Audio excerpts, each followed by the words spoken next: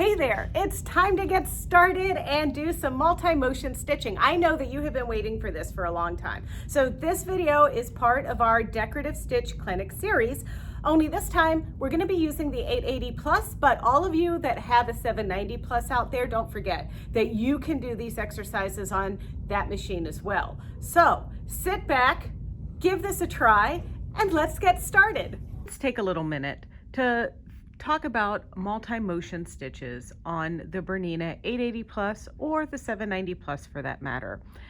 You have a decorative stitch bank, and when you select it, you see all of these different windows or folders of stitches. We know about the flowers there, that those are our 9mm wide stitching and some of our little cross designs and things like that. But have you ever really looked at these folders of stitches where there is a cross represented? In the folders where there's a cross represented means that these stitches not only move the feed dogs back and forth like this, the feed dogs move in all different directions. So let's just take a look at one of these stitches. Now this is the Greek key stitch, and this is just going to stitch one after another in this fashion, and it's going to be fairly wide.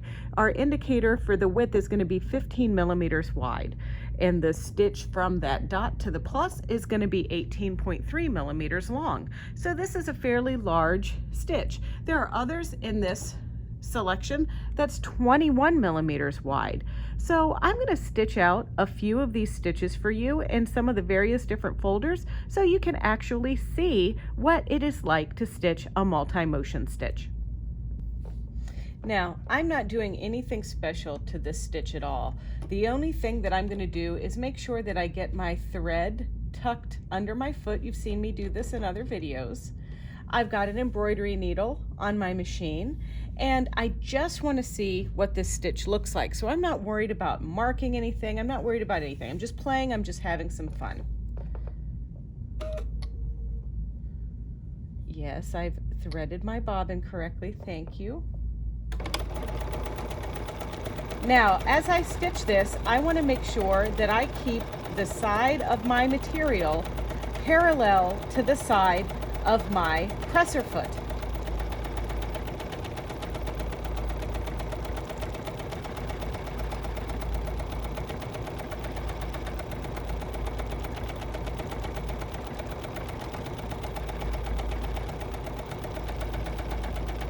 And all of our other rules apply when I'm stitching one of these stitches and I want to end. I can hit pattern end, and then when it comes to the end of the pattern, it's going to stop automatically. And I'm going to cut.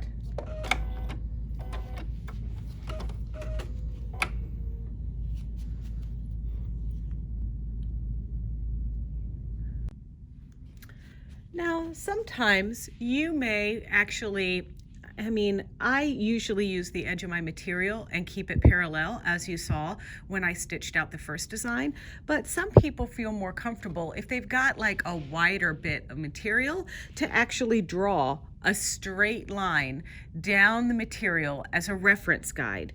For instance, if you're going to start, I did this little green line here, you might kind of try this out here and try to keep it lined up against the foot, but really that to me seems a little bit more difficult than just trying to line something up parallel to your presser foot. But all right, I selected stitch number 507. This one is 22.7mm wide and 44.8mm long, and this is a scallop stitch that would be meant to go on the edge of material.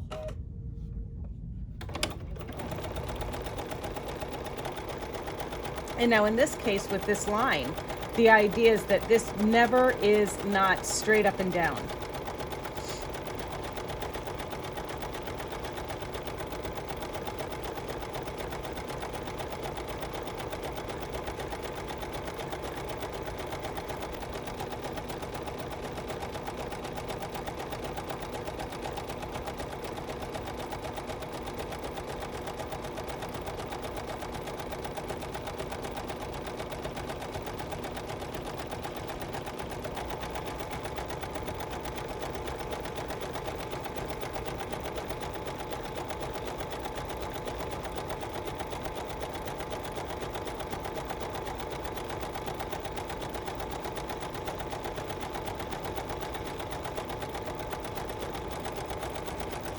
and I'm going to press my pattern end button.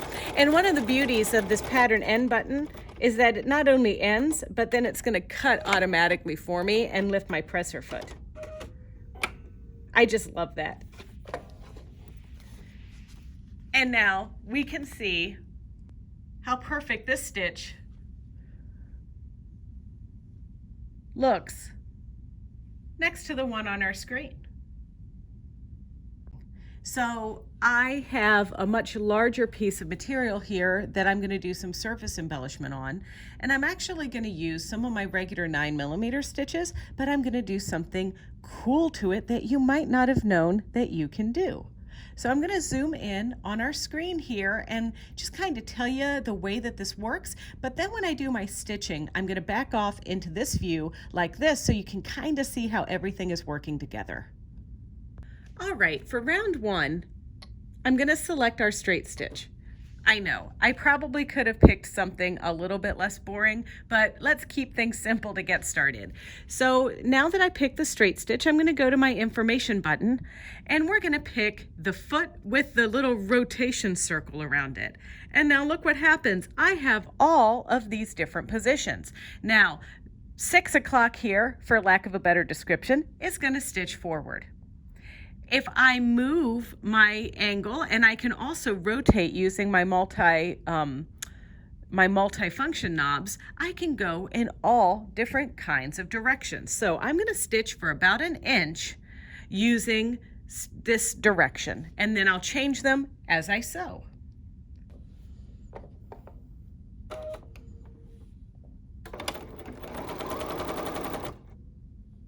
Let's go this direction. That was at 135 degrees. Well, now let's go up to 45 degrees.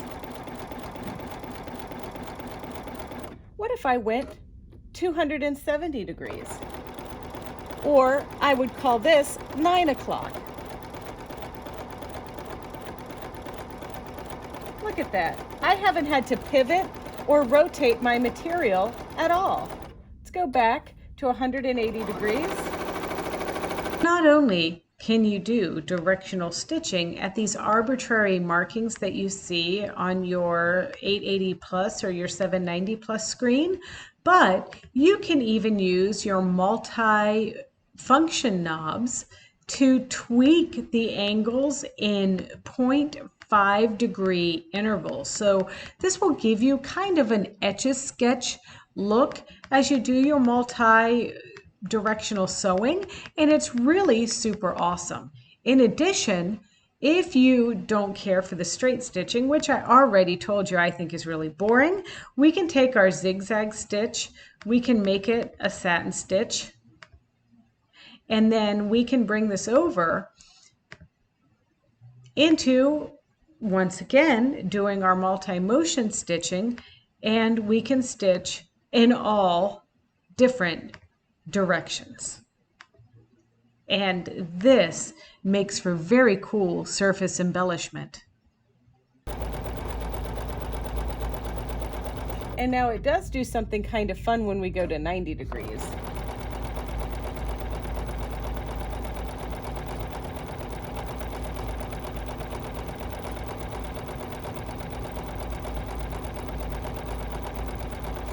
I like to watch this screen and the bouncing little satin stitch. Okay, so that's straight stitch and zigzag. But let's go explore some of our decorative stitches. You know, I use our little tulips a lot, so let's use the tulips and let's stitch these little guys.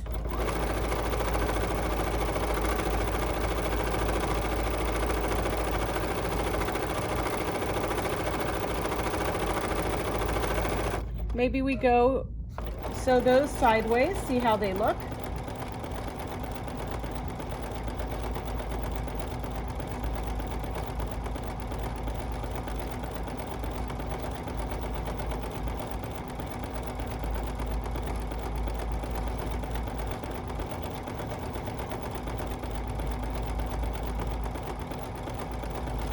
Okay, that's pretty fun.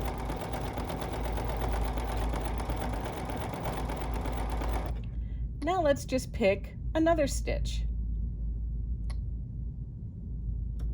Let's go look over here and do some of these novelty stitches. I think I'd like to do a turtle, and I'm going to do a turtle backwards.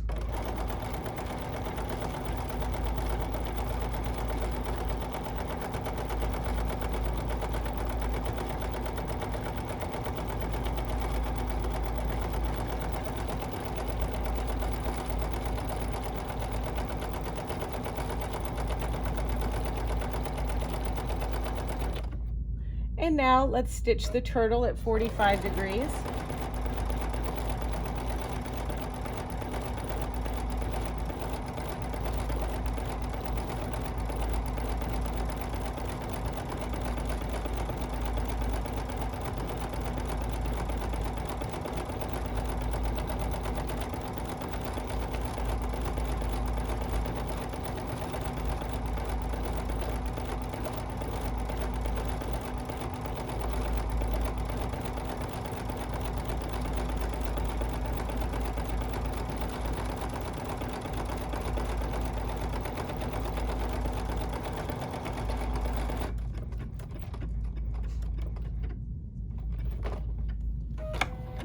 Now that's pretty fun. Can you think of anything else that, or any ideas that might help you put this to good practice? Because this is really just kind of a fun thing. I really would like to embellish some just plain fabric and put that into a quilt, or the bib of a little kid's shirt, or even an actual bib. So these are more manually guided pieces that you can do, but there's another thing that I like to do, and I made a sample already, but I'm going to show you how I reproduce this. So this is a design that's created in combi mode, but it's multi-motion and a combi stitch.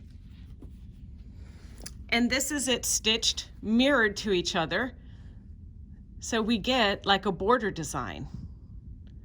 And now this, to me, is perfect at the bottom of a little girl's christening gown or Easter dress, where you would put this on the bottom and maybe add buttonholes and weave ribbon through. There's so many different ideas, but this is a fairly exciting thing to do. So I'm going to show you close up on the screen how you achieve this look.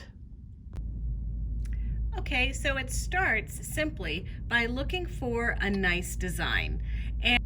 And in this case, I'm going to use one of our multi-motion folders of stitches, and I'm going to start with 501.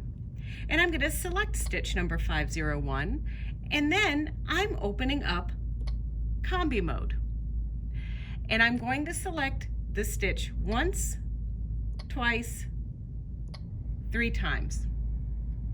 Now this isn't all. Now if I just stitch this like this, I would get 3 of these stitches together and it would look just like stitching a row of these. But I want to do something very exciting. So it starts with hitting this button next to the combi stitch opening screen.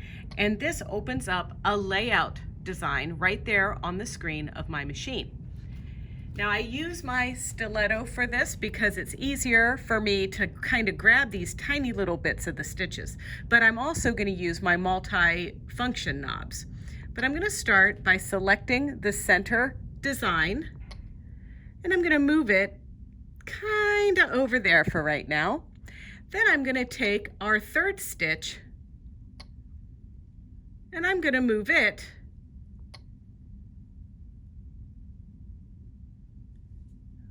so that the little tips touch. And if you're having a hard time getting that just so, I'm using my stitch length knob to move it close, and then my stitch width knob to move it over.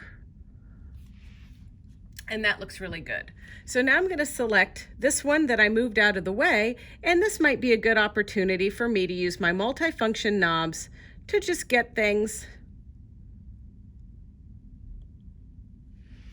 where I want them like that.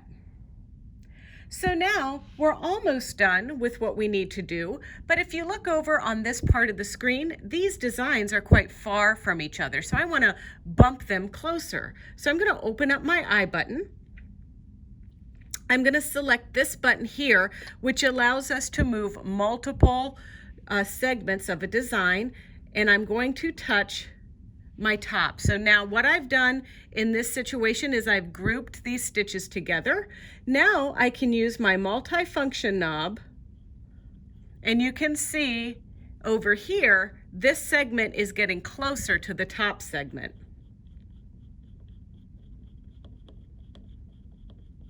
And now all I want to do is just have them touch. Ooh, I really like that. I don't have any other changes to make to this. So now I'm going to touch the button that opened my layout screen, which is these two kind of expanding arrows here.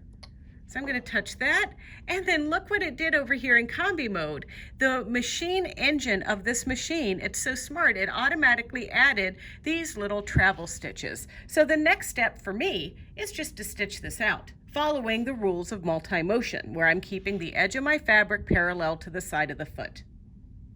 All right, just like our other samples, we're going to just stitch this, keeping the sides of our fabric parallel to the side of the presser foot.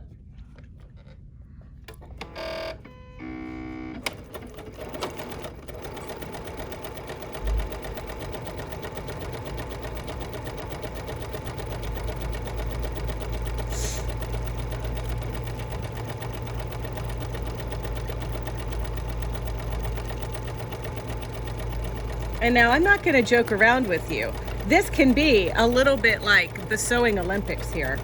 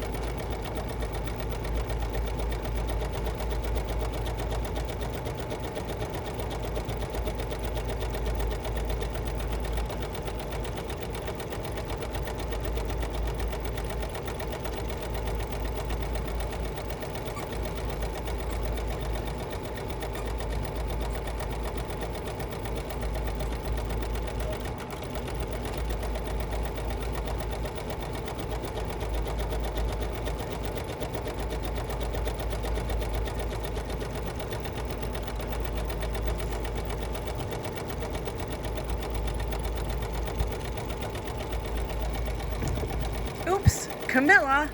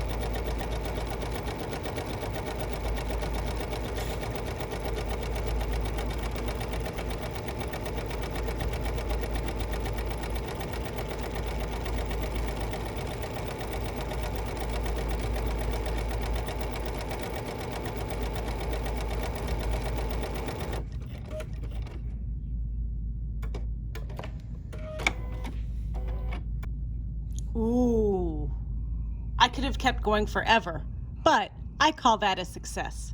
Okay, happy campers, aren't you glad that you watched this tutorial so that now you can take advantage of a gazillion surface embellishment techniques with your Bernina 880 Plus and the 790 Plus. Now, if you are feeling a little bit timid, I just always tell you to go for it. This is a really fun aspect of the machine that certainly got me into a machine that does multi-motion stitching.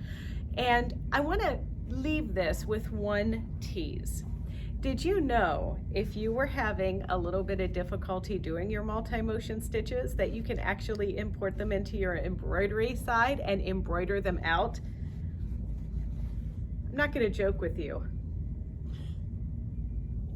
That's how I did that one, but that's another tutorial that's coming up soon. But anyway, if you want to see that tutorial, you just need to make sure that you tune in to our Bernina of Naperville YouTube channel. It's easy. It's youtube.com/Bernina of Naperville. And don't forget to like, comment, subscribe, and click the little bell when you want an alert when we add a new video just like this one. So in the meantime, happy sewing in 16 different directions.